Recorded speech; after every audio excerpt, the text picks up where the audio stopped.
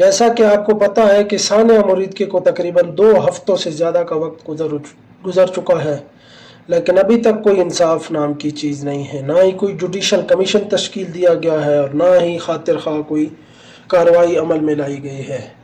جیسا کہ 2-3 دن پہلے بھی تنظیمات اہل سنت کا مشترکہ اجلاس منعقد ہوا، جس میں تحریک لبیک پاکستان کے قائدین و کارکنان پر تنقید زیادہ تھی اور ان کی حمایت کم تھی۔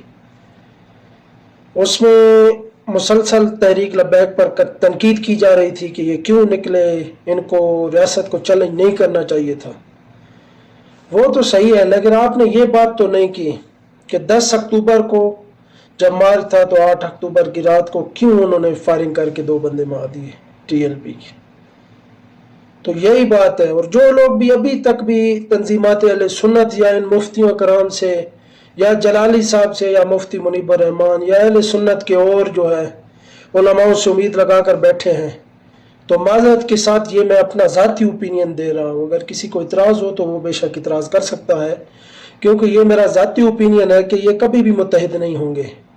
کیونکہ آپ کو پتہ ہے بابا جی نے جب پہلا دھرنا دیا فیض آباد کے مقام پر 2017 میں، ختم نبوت کی شکل جب چینج ہوئی، زاد احمد کو جو وزیر قانون تھا اس کو معطل کیا گیا، اس وقت یہ متحد نہیں ہوئے۔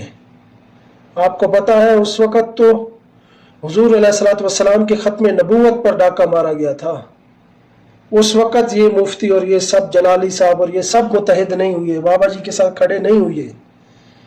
تو آپ کیسے ان پر ابھی امیدیں لگا سکتے ہیں کہ یہ ابھی تو وہ مسئلہ بھی نہیں تھا، ابھی تو تحریک لبیک کے کارکنان و قائدین کو گولیاں ماری گئیں اور صرف مسئلہ تو ابھی یکجہتی فلسطین تھا۔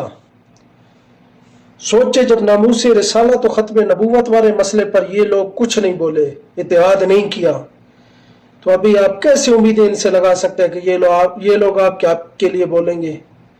ابھی 2 ہفتوں سے زیادہ وقت ہو چکا ہے۔ مزار پر انوار امیر المجاہدین سرمایہ علیہ سنت علامہ خادم حسین رضوی رحمۃ اللہ تعالی علیہ کے مزار کو، ان کی مسجد کو سیل کیا گیا ہے، جنہوں نے اپنی زندگی میں کسی مسجد کا سپیکر بند نہیں ہونے دیا۔ کرونا میں بھی انہوں نے باجماعت نمازیں کروانے کی اور اپنی مسجد میں کروائیں بھی، اس کی تلقین کرتے رہے۔ کسی بھی جگہ بورڈ اترا تو وہ سامنے آ جاتے تھے۔